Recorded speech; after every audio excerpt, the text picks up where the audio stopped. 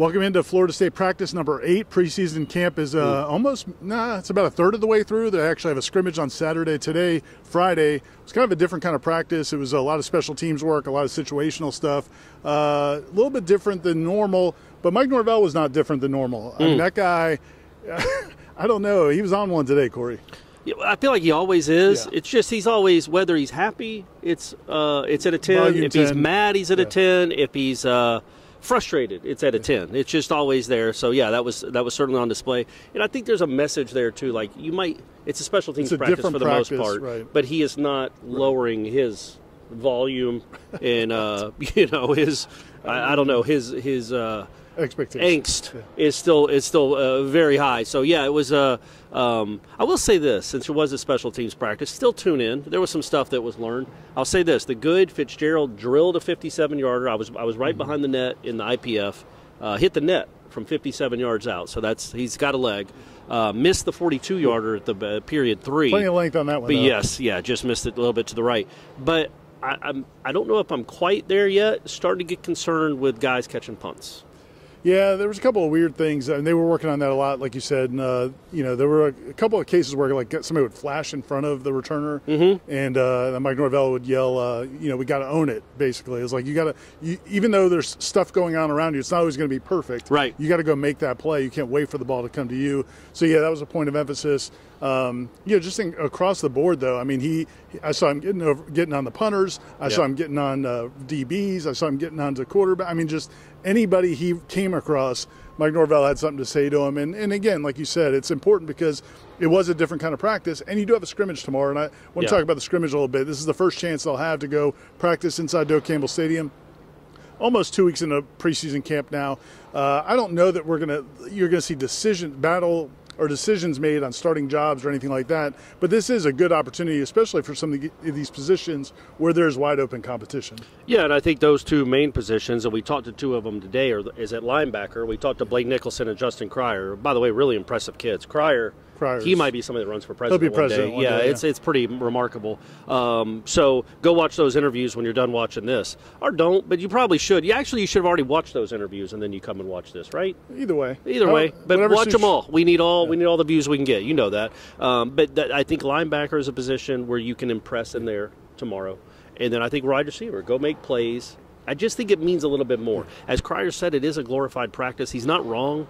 But for young guys trying to make an impression with the coaching staff and with their teammates, go do it under the lights in there. It just means a little bit more. Start to steal a slogan. It means a little bit more in a scrimmage than it does in a practice. So go show you can make those plays in a scrimmage. You know who's showing out right now? It's the Nats. The Nats came correct. The Nats came correct. We're in it. They're in it to win. They're in mid-season form. It's not preseason for them. Also, obviously, wide receiver is going to be another position that there's a lot of focus on. They've got a bunch of guys there that can make plays. I think today saw some nice plays from Kentron Portier and a couple other the receivers. But that's going to be an ongoing battle. Jaylen Brown too. Jaylen Brown flashed a little bit today. Yeah, and it's interesting. Like there's not a clear-cut pecking order at that position at all. I don't know how they're going to end up making the decision. I don't know if you're going to see clear separation. I don't think we've seen any as of yet. I honestly think the only pecking order right now is I do think Benson is 1. Malik Benson's number 1. Yeah. 2 to 11.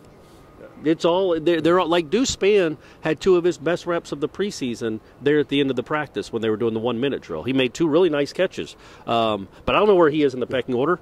That was like the Deuce Spann drive. It was like 2 really nice plays in a row, 2 really good routes and catches. Yeah, catches for first downs, and then there was other times during practice it wasn't as strong. So I don't know who will be starting along. I do think Malik Benson is a starter. I don't think anybody has cemented anything. Jakai's going to play a lot. Don't know if he'll start, but he'll play a lot. Other than that, don't know nothing.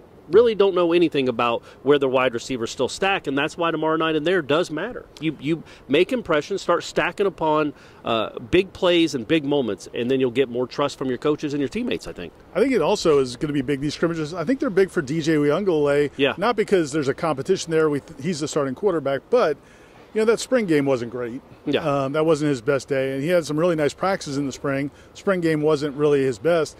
I think it would be good for him to, in a game situation, not that he's lacking confidence. He's played a ton of college football in huge stages.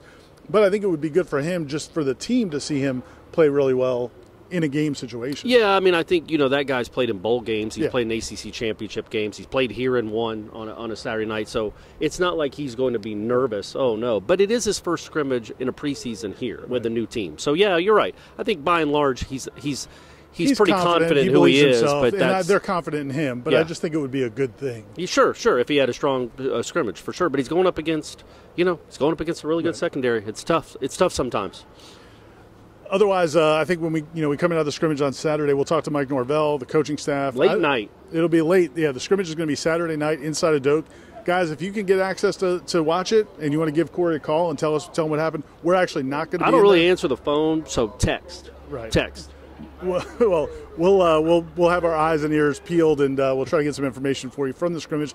Mike Norvell will talk about it afterwards, and then go into next week of practice with, again, these battles continuing to evolve, and I think it's been fun. I would say it's been a very positive camp overall. Would you describe it that way? Through 8 days, yeah. And I love the 11-on-11. They do a lot of 11-on-11 and team stuff and one-on-ones. And I want people to understand what a pro I am, that I can keep my train of thought as somebody's yelling Suburban behind me very loudly. But that's what I do. That's why you're watching this. But overall, I think there's been really good competition, man, and it's not one side dominates the other. I think the defense is ahead of the offense, but that's understood. But, man, they do so much 11-on-11 and good on good, and then good on kind of good, and then good on new. Right. You know what I mean? Like they mix and match so much that you do get to see these. You get to see a Cam Davis, who we just watched walk past, running with what will probably be the starters. He gets time in there. Danzy, LaWayne McCoy, Elijah Moore caught a pass from DJ. It's really cool to see. I just like the way they mixed the new guys in with the veterans. All right, stay tuned to Warchant.com. We'll have more coverage coming throughout the day and into tomorrow with the scrimmage Saturday night. And stay locked in, Warchant TV and also Warchant.com. For Aslan, Corey, and Ira, signing off from Suburban.